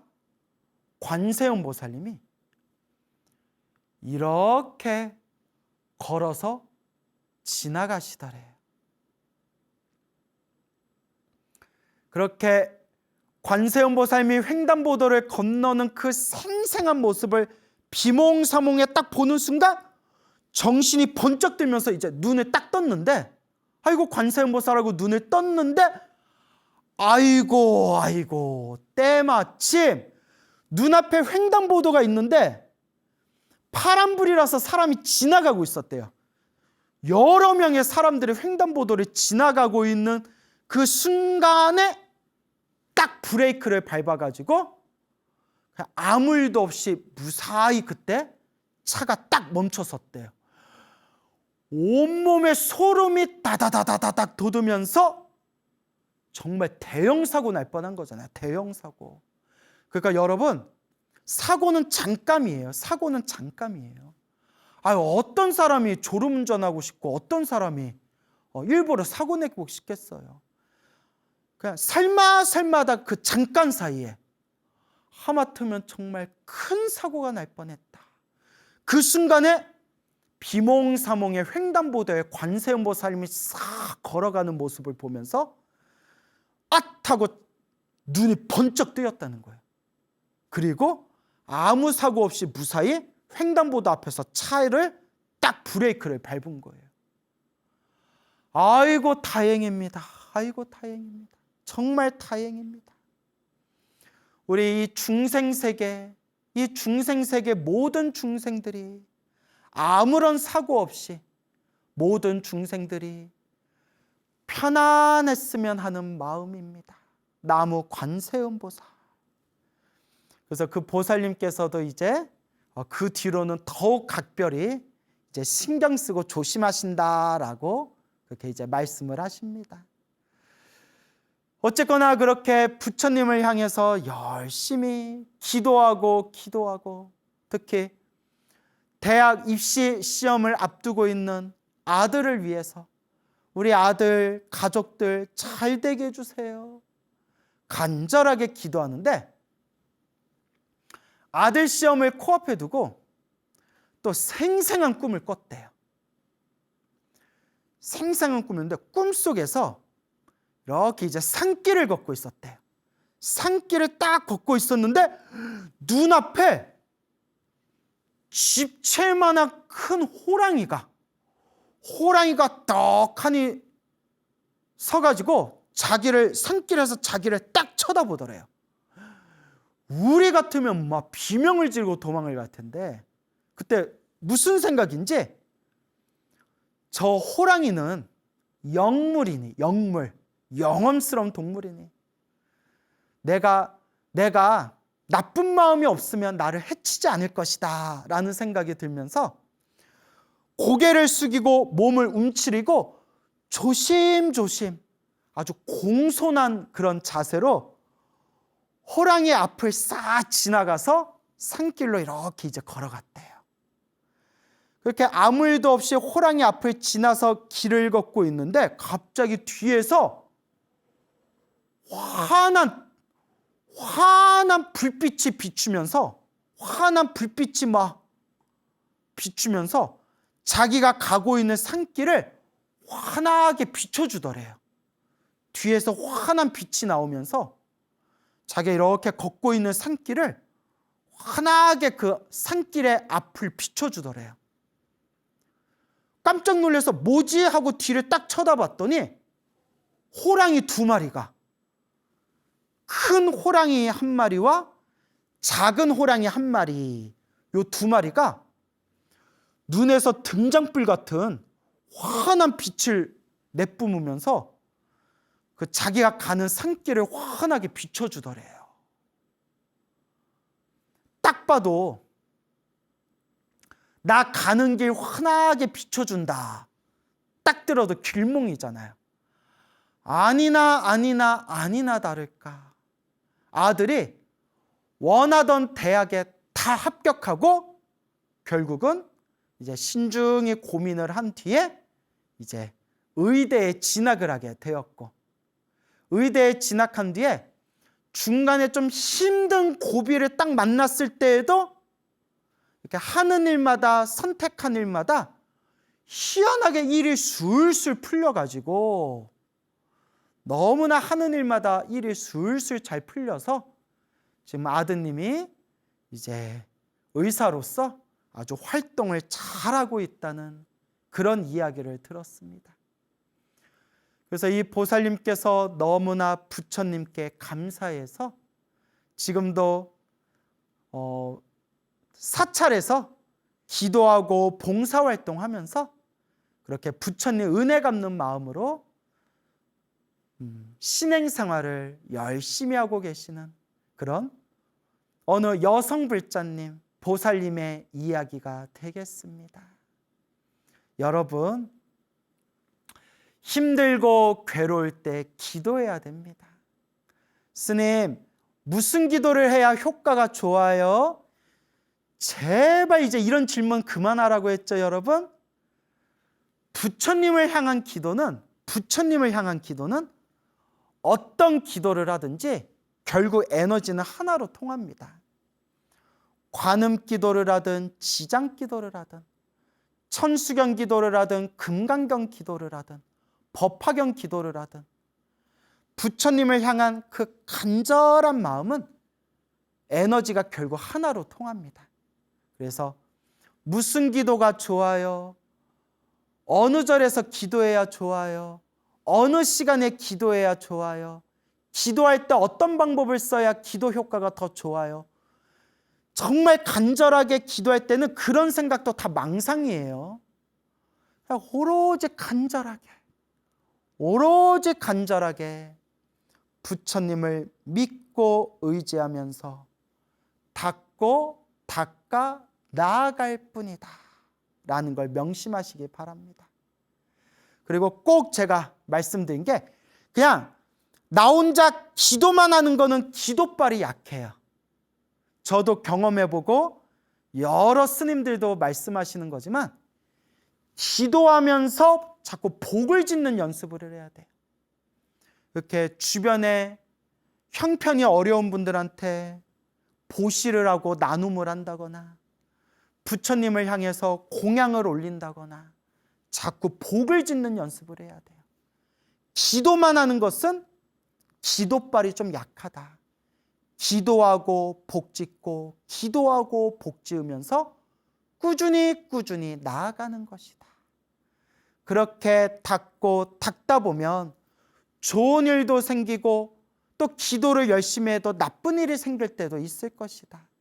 하지만 좋은 일이 생겨도 내가 지은 업의 인연이요, 나쁜 일이 생겨도 내가 지은 업의 인연이니 좋은 일도 나쁜 일도 걸림없이 구애받지 말고 그저 내 공덕을 닦는 마음으로 부처님을 믿고 꾸준히 염불하고 기도하고 닦아 나아가시기 바랍니다. 여러분, 2600여 년 전 서가모니 부처님 당시의 일입니다. 우리 서가모니 부처님께서 사위국 기수국 고도건에 계셨을 때 여러 비구 스님들과 함께 가사를 입고 바리떼를 들고 그렇게 탁발을 나오셨습니다. 그때 부처님께서 수많은 비구 스님들과 함께 탁발하기 위해서 성에 들어가는데 그때 한 남자가 짠 하고 나타나더니 길 한복판에다가 부처님 앞에서 금을 쫙 그어버리는 겁니다. 부처님이 가시는 길에 한복판에 땅에다 금을 쫙 그어버린 뒤에 나에게 돈 500금을 주지 않으면 지나갈 수 없어 라고 시비를 거는 겁니다. 야, 이게 무슨 일입니까? 부처님께서 수많은 스님들과 함께 탁발하기 위해서 성 안에 들어가시고자 하는데 길 한복판에 금을 쫙 그어버리고 500금을 주지 않으면 이곳을 통과할 수 없어 이러는 겁니다. 근데 아마 그 땅이 그 남자 땅이었나 봅니다. 그러니까 지 마음대로 금을 휙 그어놓고 나한테 돈 500금 통행료를 주지 않으면 지나갈 수 없다 이렇게 시비를 거는 거겠죠. 그때 부처님께서 묵묵히 침묵을 지키시고 그 땅에 그어놓은 그 금 앞에서 부처님께서 가만히 서 계셨다고 합니다. 우리 같으면 이렇게 뺑 돌아가도 될 텐데 우리 점잖으신 부처님께서 무언가 깊은 뜻이 있으셨는지 수많은 비구스님들과 함께 그 자리에 가만히 침묵을 지키고 가만히 서 계셨다고 합니다. 이 사실이 짧은 시간에 일파만파로 성 안의 여러 사람들에게 이야기가 전해지게 됩니다. 야, 어떤 놈이 부처님 가시는 길에 금 하나 쫙 그어놓고 돈 500금을 주지 않으면 여기를 지나갈 수 없어, 통과할 수 없어 하면서 야, 지금 시비 털고 있대. 뭐? 하면서 이제 난리가 난 겁니다. 그때 이 소식이 널리 알려지게 되니까 성 안에 있었던 여러 불자들이 그리고 국왕과 대신과 수많은 돈이 많은 수많은 불자들이 앞다투어 부처님 계신 곳에 와서 그 시비 거는 남자에게 우리가 큰 돈을 줄 테니 우리 부처님이 통과할 수 있도록 지나갈 수 있도록 이 금을 쥐어주시오라고 이야기를 합니다. 근데 그 땅이 그 남자 땅이었나 봐요. 그렇지 않으면 자기 땅도 아닌데 금 그어놓고 돈 받으면 왕이나 다른 사람들이 가만히 안 있었겠죠. 근데 이제 자세히는 모르겠지만 그 남자가 자기 땅이었기 때문에 금을 휙 그어놓고 여기 지나가려면 나에게 돈을 주시오 이렇게 시비를 걸 수 있지 않았을까 싶은 생각이 들어요. 그러니까 왕과 왕족과 대신들과 수많은 불자들이 우리가 큰 돈을 줄 테니 부처님이 지나가실 수 있도록 이 금을 지워버리시오 하는데도 끝까지 말을 안 듣더래요. 끝까지 말을 안 듣더랍니다. 이 남자가. 이런 사람을 우리가 전문 용어로 미친놈이라고 부르죠. 미친 거죠. 어디 땅에다 금 그어놓고 부처님이 못 지나가게 시비를 걸어요. 그래서 우리가 참 미쳤구나라고 우리가 말을 하지 않습니까?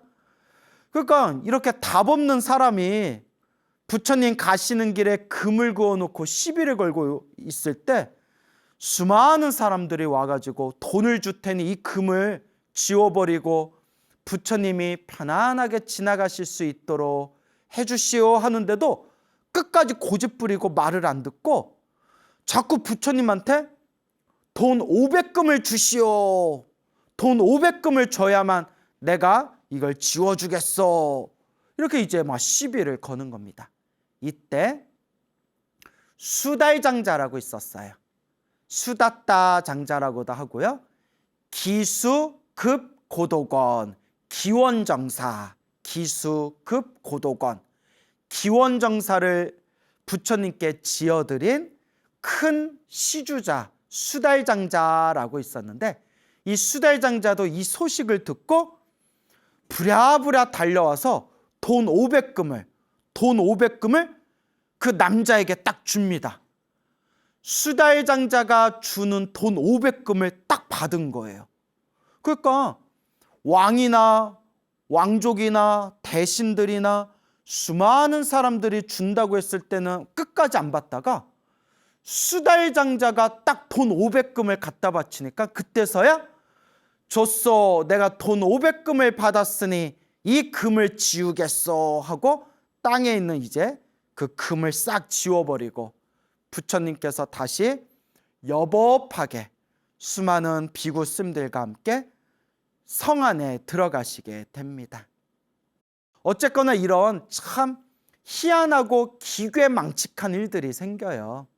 그래서 우리 부처님의 생애 그리고 우리 불교설화 부처님께서 겪으셨던 일, 부처님께서 2600여 년 전 겪으셨던 일들과 우리 거룩한 우리 부처님의 제자분들끼리 겪으셨던 일들을 보면 정말 별 황당하고 이상한 이야기들이 참 많아요. 근데 이 황당하고 이상한 이 수많은 이야기들조차도 부처님께서 말씀하시기를 이 모든 것이 다 인연법이니라. 인연법. 부처님께서 모든 것이 우리가 지은 업의 인연들이다 라고 부처님께서 말씀을 하십니다. 그래서 부처님께서 그날 기원정사 기수급고도건에 돌아오셔서 고요히 앉아 계실 때 수많은 제자들이 수많은 불자들이 부처님께 여쭈어 봅니다. 부처님, 오늘 저희들이 탁발을 가는데 별 희한한 일을 겪었습니다. 아니 왜 이상한 놈이 나타나서 남자가 나타나서 부처님 가시는 길에 땅바닥에다가 금을 그어놓고 돈 500금을 가져오지 않으면 통과할 수 없어 이렇게 시비를 거는 거지 않습니까? 근데 또 부처님께서는 무슨 깊은 뜻이 있으신지 가만히 침묵을 지키고 서 계셨고 저희들도 어쩔 줄 몰라서 부처님 등 뒤에서 저희들도 가만히 침묵을 지키며 서 있었고 그때 소식을 들은 왕과 왕족들과 대신들과 수많은 그런 돈이 많은 불자들이 몰려와서 돈 500금을 줄 테니 훨씬 많은 돈을 줄 테니 이 금을 지어주시오 해도 끝까지 말을 듣지를 않다가 수달장자가 와서 수달장자가 돈 500금을 내니 그때서야 수달장자의 돈을 받고서 부처님 앞에다 그어놓은 금을 싹 그걸 지워버렸습니다. 오늘 참 살다 별 희한한 일을 겪습니다 부처님 하니까 우리 석가모니 부처님께서 이와 같이 말씀하십니다. 모든 게 인연법이다. 이 모든 게 원인과 조건 따라 펼쳐진 결과 인과법이니라. 부처님께서 이 모든 게 인연법이요 인과법이다 라고 말씀을 하십니다. 그리고 부처님께서 그 수많은 불자들과 그 수많은 비구 스님들에게 이런 말씀을 해주십니다. 그대들이여 마땅히 오늘 있었던 일의 인연법을 말할 터이니 그대들은 귀를 열고 잘 병청하도록 하여라. 부처님께서 해주신 말씀이 수많은 과거 전생, 헤아릴 수 없는 머나먼 과거 전생에 어느 왕이 있었다고 합니다. 이 왕에게 아들이 있었는데, 왕자가 있었는데, 왕자의 이름이 선생이었다고 합니다. 선생이라는 이름을 가진 왕자가 주변에 친한 사람들과 함께 이제 금수강산 전국 8도를 여행을 다니게 되었다고 합니다. 근데 어느 곳에 도착했는데 저쪽에서 사람들끼리 막 시끌벅적 막 싸우고 다투는 소리가 들리는 겁니다. 이 왕자가 무슨 일이 있나 해가지고 이렇게 슬쩍 보니까 왕의 신하인 재상, 이 재상의 아들이 다른 사람하고 막 다투고 있는 겁니다. 재상의 아들이. 그래서 왕자가 가서 또 어떻게 안면이 아는 처지니까 안면이 있는 처지에 왕자가 가서 무슨 일이 있길래 이렇게 다투고 계시오 하니까 요 재상의 아들이 도박, 노름을 했는데 도박을 할 때마다 그 돈을 다 잃어가지고 어떤 사람에게 돈 500금을 빌렸다는 겁니다. 근데 그 돈 500금도 싹 날려가지고 지금 갚지를 않아서 빚을 갚지를 않아서 막 싸우고 있었던 겁니다. 그때 왕자가 이렇게 얘기합니다. 이보시오, 이 돈을 빌린 사람이 이 나라 재상의 아들이요. 설마 그 돈을 떼어 먹겠어. 그러니 일단 집으로 보내주고 이 재상의 아들이 돈 500금을 갚지 않는다면 내가 대신 갚겠어. 내가 대신 갚을 테니까 내가 저 사람의 신분을 내가 증명하고 보장할 터이니까 저 재상의 아들을 보내주시오 해가지고 이 돈 빌려준 사람이, 이 빚쟁이가 이제 돈을 빌려준 사람이 이제 왕자의 말을 듣고 믿고, 그러면 이 사람이, 이 빚쟁이가 돈을 갚지 않으면 왕자인 당신이 돈을 갚으셔야 됩니다. 약조를 하고 그 재상의 아들을 보내주게 됩니다. 그 여기서 이제 일이 잘 끝났다라고 생각을 했는데 재상의 아들이 돈을 안 갚는 거예요. 돈을 안 갚아. 분명히 돈 갚는다고 해놓고 돈을 안 갚아. 이런 사람을 우리가 전문 용어로 뭐라고 하죠? 양아치라고 하죠. 아니, 빌렸으면 갚아야지. 왜 안 갚아? 그것도 돈 있는 사람이 정말 돈이 없어서 뭐 한 푼의 돈도 없어서 못 갚는다면 뭐 또 그러려니 하겠지만 어떻게 돈이 없어서 못 갚는다는데. 근데 재상의 아들이 얼마나 재산이 많겠어요. 그냥 내가 이 나라 재상의 아들인데 내가 돈 안 갚는다고 지들이 어쩌겠어. 배째라 하면서 돈을 끝까지 안 갚았대요. 나쁜 놈. 그래가지고 이렇게 돈을 갚지 않고 다음 생으로 넘어가면서도 계속 돈을 갚지 않다가 드디어 수없는 윤회의 흐름 속에서 서로 다른 모습으로 태어나고 죽고 태어나고 죽음을 반복하다가 이 윤회의 흐름 속에서 비로소 이번 생에 그 돈을 빌려줬던 사람과 돈 500금을 빌렸던 재상의 아들과 그리고 저 재상의 아들이 돈을 갚지 않으면 내가 대신 갚겠어 라고 약속했던 그 왕자 세 사람이 이번 생에 드디어 딱 하고 만나게 된 겁니다.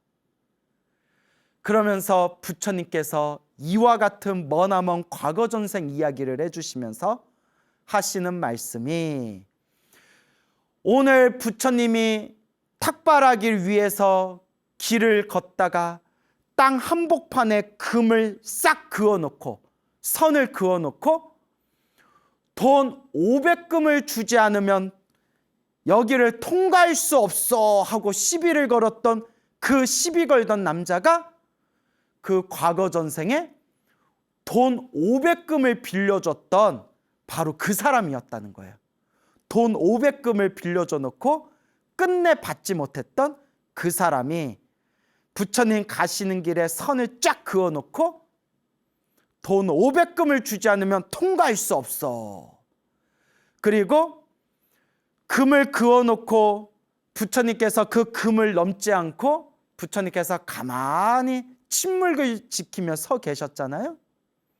부처님이 바로 이번 생 석가모니 부처님이 바로 수없는 과거 전생 저 재상의 아들이 돈을 갚지 않으면 내가 대신 갚겠소 라고 얘기했던 바로 왕자였다는 거예요.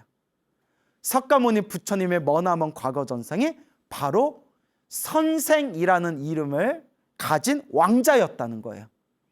그 왕자였을 때 저 사람이 돈 500금을 갚지 않으면 내가 대신 갚겠소 라고 약속을 했는데 수없는 생애 동안 돈 빌려간 놈이 돈을 끝까지 받지 않았기에 그러면 왕자가 대신 돈을 갚겠다 약속했잖아요. 그 왕자가 이번 생 석가모니 부처님이 되셨는데 석가모니 부처님이 되었을 때 그 돈 빌려줬던 그 남자가 석가모니 부처님을 보고 이 남자는 과거 전생을 기억할 수는 없지만 부처님은 과거 전생을 다 알아도 그 남자는 과거 전생이 기억나지는 않지만 왠지 무의식적으로 왠지 이 무의식 밑바닥에서 저 부처님에게 돈 500금을 받아야 되겠다라는 게 딱 발동을 한 거예요. 이게 인연법이에요. 이게 인연법이에요. 괜히 시비 건 게 아니라 수없는 과거 전생에 엮이고 엮였던 인연법이 있었던 거예요. 그래서 다른 수많은 사람들이 와서 대신 돈을 주겠다고 하더라도 그 돈 빌려줬던 왕자, 그 돈을 빌려줬던 그 사람, 이번 생에 부처님에게 시비 걸던 그 남자가 다른 사람 돈을 막 끝까지 안 받았던 거예요. 그때 수달장자가 나타나서 그 시비 걸던 남자에게 돈 500금을 주니까 수달장자가 준 그 돈은 딱 받았잖아요. 자, 눈치채셨죠? 이제 한 명 남았잖아요. 한 명.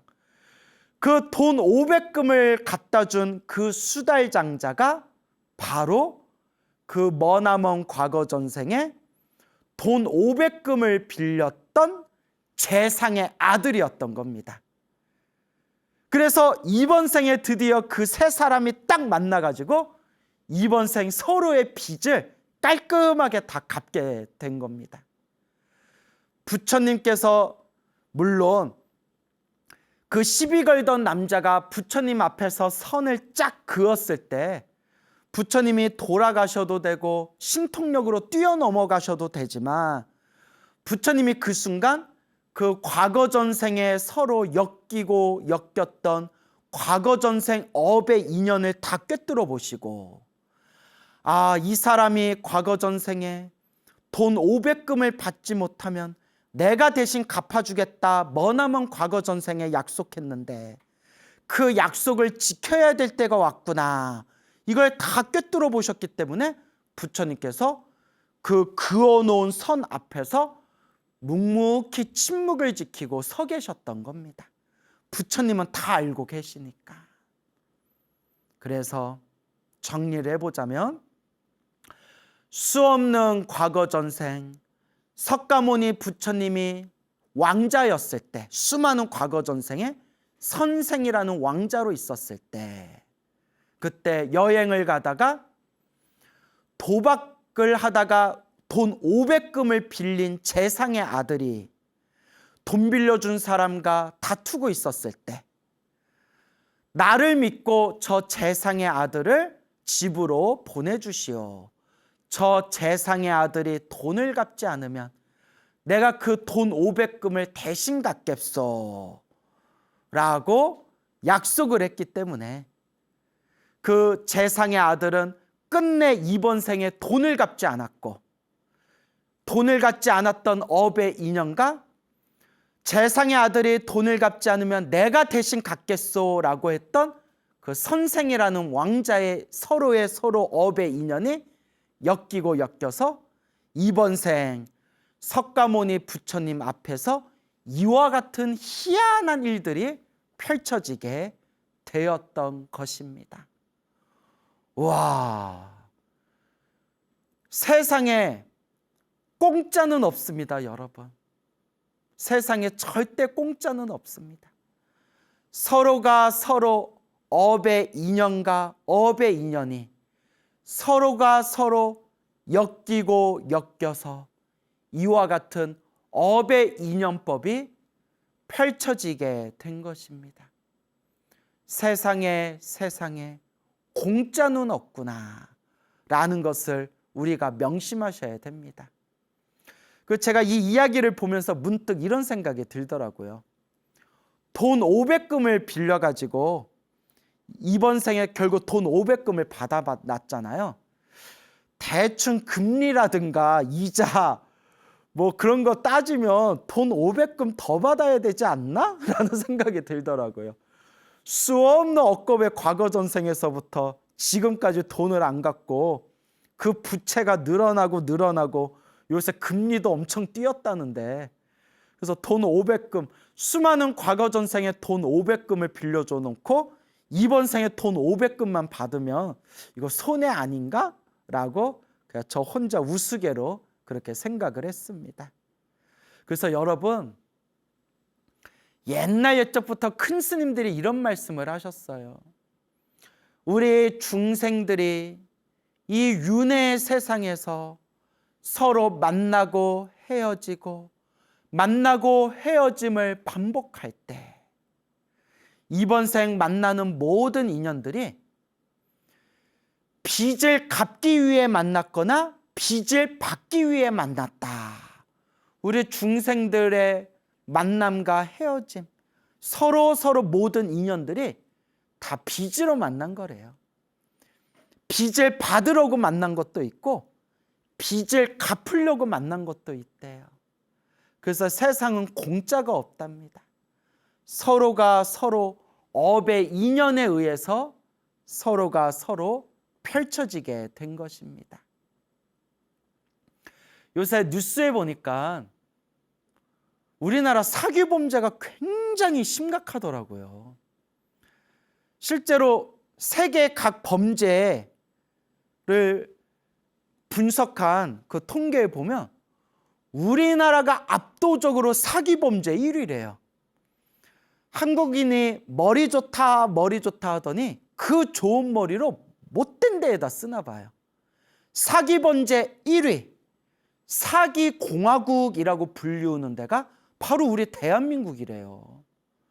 우리나라는 법이 좀 이상해서 사기죄는 형벌이 좀 낮대요. 우리나라가 다른 나라에 비교해 보면 전체적으로 강력범죄를 저질렀을 때 형벌이 낮은 편이래요, 우리나라가. 그러니까 속된 말로 그냥 사람들한테 아주 크게 사기친 뒤에 감옥 가서 몇 년 살다가 나와서 해외에 가가지고 몰래 사기친 돈, 숨겨놓은 돈으로 그냥 평생 잘 먹고 잘 살면 된다. 뭐 이런 생각들을 가지고 있대잖아요. 미쳤어요. 세상이 다 미쳤어요. 사장님이 미쳤어요가 아니라 세상이 다 미친 것 같아요. 물론 이 속에서도 정말 정직하게, 성실하게, 법 없이 착하게 사시는 그런 분들도 있고, 또 그 속에서 또 못된 짓하고 사기치는 그런 사람들도 있겠죠. 하지만 이 부처님의 인과법, 부처님의 인연법을 모르는 놈들은 남에게 사기쳐 놓고 이번 생 잘 먹고 잘 살면 되지, 인생 한 방 아니냐라고 생각할 수 있겠지만 참으로 어리석은 짓이구나. 참으로 어리석은 사람들이구나. 이번 생 혹 사기를 성공했다 해서 이번 생 죽을 때까지 호의호식하고 이번 생 죽을 때까지, 죽는 그 순간까지 그렇게 부귀영화를 누리면서 살아갔다 하더라도 다음 생, 다다음 생 수없는 윤회의 흐름 속에서 이 무서운 업보를 받으면서 그 업보를 갚아야 되는데, 어리석은 중생들은 이 인과법을 모르는구나 라는 생각이 듭니다. 우리가 뉴스 보면서 사기 범죄를 저지려 가지고 그렇게 사기죄로 다른 사람 마음에 피눈물 흘리게 하고 피멍들게 한 사람들 있죠? 혹 이번 생 몇 년만 살다 나오고, 혹 이번 생 조금 고생한다 하더라도 그걸로 그 업이 절대 소멸되는 게 아닙니다.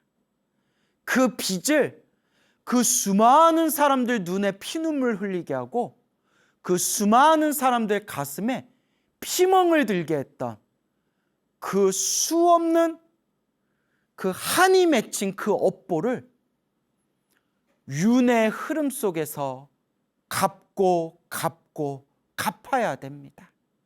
그러니 참으로 어리석은 사람들이라 말하지 않을 수가 없습니다.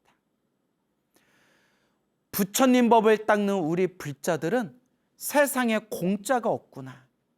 인과법이 분명히 이 인과법이 있구나. 모든 것이 다 내가 지은 업의 인연대로 펼쳐지고 있구나. 이걸 마음에 되새기셔야 됩니다. 인연법이 참 무섭습니다. 이 인과법이 참 무섭습니다. 하지만 부처님 법을 모르고 부처님의 법을 믿지 않는 사람들은 이번 생 너무나 무거운 업보를 지으면서 살아가고 있구나 라는 것을 우리가 명심하면서 우리 불자들만이라도 부처님의 가르침을 잘 닦아나가는 우리 불자들만이라도 부디 이번 생에 나쁜 업을 짓지 말고 자꾸 복과 선업과 공덕을 짓도록 노력해야겠습니다.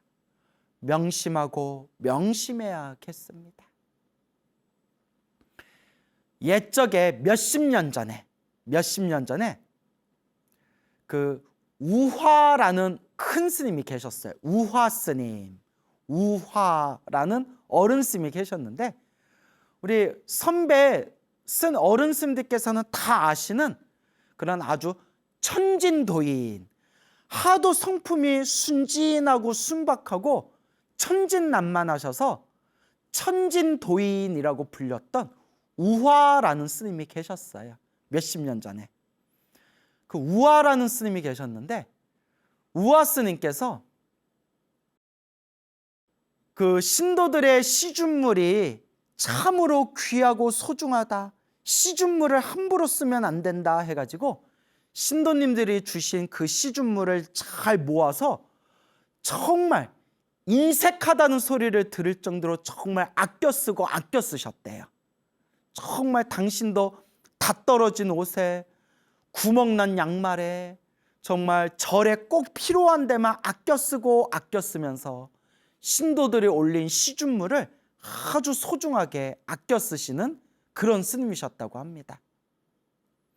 스님, 아니 왜 이렇게까지 그렇게 없이 사세요? 왜 그렇게까지 아끼세요? 하면 이 우화 스님께서 하신 말씀이 그런 말 하지 말아라.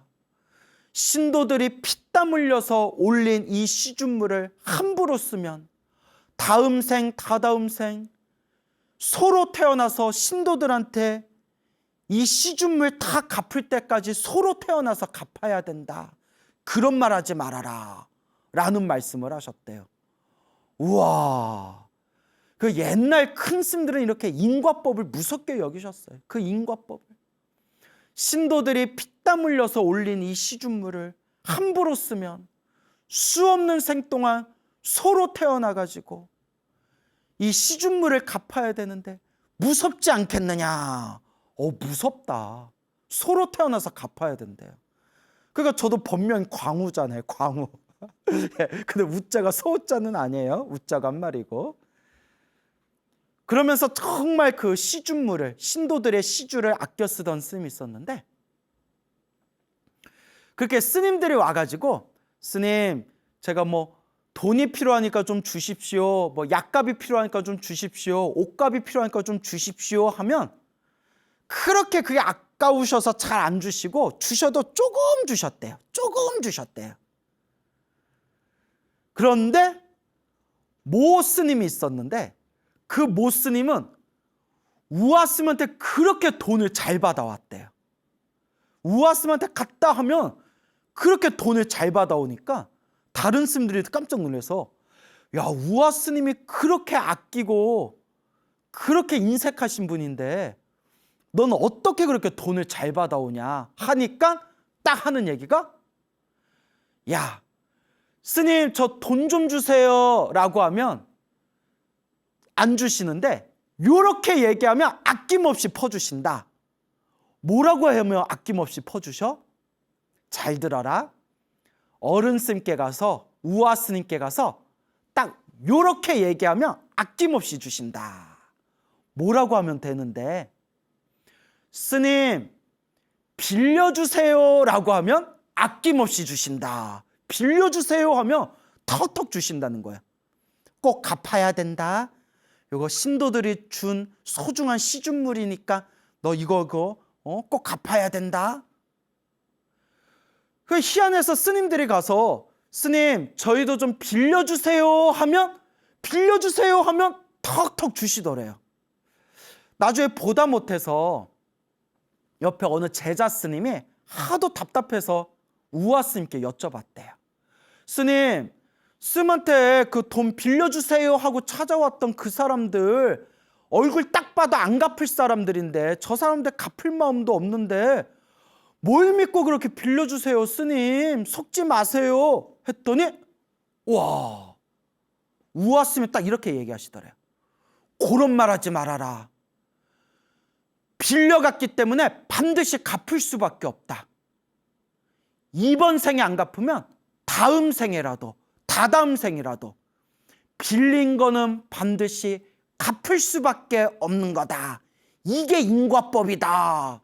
딱 이렇게 얘기하시더래요. 야, 제가 이 얘기를 딱 듣는 순간, 우아스님은 정말 인과법에 대해서 믿음이 확고하신 분이구나. 정말 인과법을 100% 믿는 분이시구나.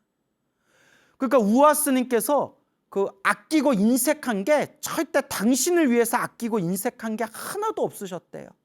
당신도 다 떨어진 옷과 다 떨어진 속옷을 입어가면서 다 절에 불사하고 다 부처님께 공양 올리는 데 썼지, 절대 그렇게 한 푼의 시주도 함부로 쓰질 않으셨답니다. 그랬던 그분도 빌려주세요 하면 반드시 돈을 주셨대요. 왜냐? 빌린 것은 반드시 이번 생이 아니더라도 다음 생, 다다음 생이라도 갚을 수밖에 없는 것. 이게 바로 우주의 법칙이고 인과법이고 인연법이다 라는 이야기가 되겠습니다. 여러분, 세상에 공짜가 없습니다. 어느 보살님이 계셨는데, 보살님께서 저한테 찾아오시면서 눈가에 눈물이 그렁그렁 하시면서 제 앞에서 광우 스님 감사합니다. 광우 스님 고맙습니다. 스님 덕분에 제가 이제 잠을 자면서 두 발 뻗고 잡니다 라고 하시는 거예요. 아유, 보살님 왜 그러세요? 했더니, 당신이 그렇게 예전에 사업을 하고 장사를 할 때 떼어먹은 돈이 많대요. 그렇게 떼어먹은 돈이 많아가지고 한두 푼이 아니라 엄청나게 그냥 떼어먹은 돈들이 많대요. 그 사람들도 못됐어요. 빌릴 때는 간쓸게 다 꺼내줄 것처럼 빌리더니 빌리고 나서는 갚지를 않아. 참 희한해요. 중생들 참 희한해요. 이런 얘기 있잖아요. 빌리기 전에는 네 돈이었지만 빌리고 난 뒤에는 내 돈이다. 내 돈을 왜 갚냐. 뭐 이런 헛소리 하는 사람들도 있잖아요. 못됐어요. 그래서 아이고 그 돈이 어떤 돈인데, 아이고 그 돈이 어떤 돈인데 하면서 자다가도 가슴이 답답해가지고 자다가도 벌떡벌떡 일어났대요. 그 돈이 지금 그 돈을 모았으면 내가 건물을 한 채 세웠을 텐데, 그 돈이면 내 자식 새끼들 좋은 옷이라도 한 벌 더 사줬을 텐데, 그 돈이 어떤 돈인데, 그게 뭐 화병이 날 정도였대요. 그 돈을 많이 떼먹으셨나 봐요. 그러다가 우연히 우리 불교 TV에 소나무 법문을 들으면서 듣고 듣다가 자꾸 인연법과 인과법에 대해서 들으면서 어느 순간 가슴에서 툭 하고 가슴에서 그래, 전생에 내가 빌린 거 이번 생에 갚았다 라고 생각했더니 속이 다 시원하더래요. 소나무 법문 듣기 전에는 그 돈이 어떤 돈인데, 그 돈이 어떤 돈인데, 아이고 아까워라, 아이고 아까워라. 그러니까 자다가 막 경기를 일으켰는데, 전생에 내가 빌린 거 갚았다, 전생에 빌렸던 거 다 갚았다, 내가 전생에서부터 지었던 빚을 갚은 것이다 생각했더니 속이 시원하더래요. 정말 속이 시원하더래요. 그러면서 스님 덕분에 제가 이제 2다리 뻗고 좀 잡니다 라는 말씀을 실제로 해주신 보살님이 계셨습니다. 그리고 이런 비슷한 말씀을 해주신 분들이 수도 없이 많아요. 스님, 제가 왜 이렇게 인생에 손해를 많이 보고 인생에 왜 이렇게 제가 아픔이 많았나 했는데, 스님 법문 들으면서 아, 내가 과거 전생에 지은 빚을 갚고 있는 거구나, 전생에 지은 내 업이었구나, 이번 생이라도 내가 잘 닦아야 되겠구나 라고 생각하니 마음이 많이 편안해졌습니다 라는 이야기를 막 수십 명, 수백 명한테 들은 것 같아요. 맞습니다, 여러분. 그게 인연법입니다. 그게 인과법입니다. 세상에 공짜가 없습니다. 공짜가 없습니다. 여러분, 솔직하게 말하면 저라고 머리 깎고 출가하면서 지금 25년 차가 되고 있는데, 이 25년 동안 저는 뭐 손해 안 본 적 있었겠습니까? 눈 뜨고도 손해보고 알면서도 손해보고 믿었던 사람들한테도 또 상처받은 적도 있고, 그때는 막 화가 나고 짜증나고 어우 씨 다 엎어버려 이씨 막 이런 생각 들다가도 아, 부처님 말씀이 하나도 틀린 게 없지, 부처님이 분명히 말씀하시기를 다 인연법이다, 나에게 상처 준 사람, 아, 내가 과거 전생에 저 사람한테 상처를 줬기 때문에 이번 생 빚을 받았나 보구나, 내가 다른 사람 때문에 크게 손해를 보고 또 크게 또 안 좋은 일을 겪었을 때에도 아, 저놈 정말 나쁜 놈, 정말 못된 놈 이러면 내 속만 더 아파요.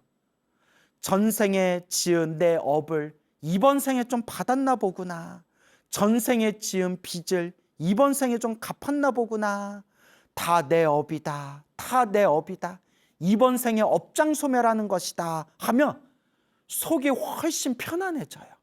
속이 훨씬 편안해져요. 그래서 어떤 분이 이런 질문을 하더라고요. 스님, 제가 빌려준 큰 돈이 있는데 갚지를 않아요. 지금 소송을 할까 고민 중인데 소송을 하면 또 나쁜 업이 될까 봐 고민이에요. 어떻게 하면 좋을까요? 그래서 제가 딱 이렇게 말씀드렸어요. 안 받을 수 있으면 깔끔하게 안 받고 전생에 내 빚이다 혹은 다음 생 다다음 생이라도 갚겠지 생각하면 최고인데, 우리 같은 중생이 그런 마음 내기도 힘들고 또 일상생활에 가정생활을 하다 보면 집에 써야 할 돈도 있는데 그 큰 돈을 잃어버리면 또 살아가면서 또 재정적으로 힘들 수가 있고, 그러니 내가 받아야 할 돈이 있어서 정당한 방법으로 법적인 도움을 받아서 소송을 걸어서 받는 것은 악업이 되지는 않습니다. 악업이 되는 건 아닙니다. 사기쳐서 소송 걸어서 그 돈을 빼오는 거는 나쁜 업보지만 받아야 할 돈이 있어서 정당한 방법으로 받는 건 그건 나쁜 업보는 아닙니다. 다만 원망하지는 마십시오. 미워하지는 마십시오. 그 제일 중요한 게 소송을 해서 받았건 혹은 끝내 못 받았건 원망하지는 마십시오. 나쁜 마음을 갖지는 마십시오. 저는 그렇게 말씀드리고 싶습니다. 라고 했던 적이 있었습니다. 그러니까 그분이 아유 스님 마음이 좀 정리가 되네요 라고 말씀을 하시더라고요. 그러니까 여러분 받아야 할 돈이 있으면 받아야 할 것이 있으면 정당한 방법으로 받으세요. 정당한 방법으로. 단 제가 말씀드리고 싶은 거는 불자라면 혹 결국 끝내 못 받았다 하더라도 너무 속상해하거나 너무 가슴 아파하거나 너무 막 가슴에 막 화를 내고 나쁜 마음을 갖지는 마시고 그냥 차라리 에휴 전생에 지은 빚을 이번 생 그냥 갚았나 보다. 그리고 이번 생 못 받은 게 있으면 이 받아야 되는데 못 받은 게 있으면 다음 생 다다음 생이라도 결국은 받게 된다 라는 마음으로 인연법에 대해서 인과법에 대해서 중심을 딱 가지고 확신을 가지시기 바랍니다.